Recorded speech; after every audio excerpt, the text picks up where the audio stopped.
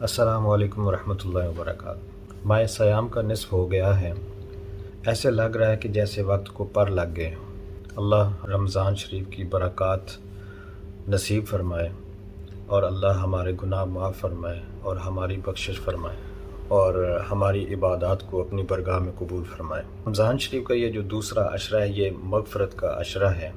اٹھتے بیٹھتے چلتے پھرتے اپنے رب سے استغفار کیجیے۔ اللہ تعالیٰ بے شک سننے والا ہے، مہربان ہے، کریم ہے۔ اللہ تعالیٰ ہماری بخشش ضرور فرمائے گا۔ دوسرے عشرے کی دعا یہ ہے کہ استغفر اللہ ربی من کل ذنب واتوب الیہ۔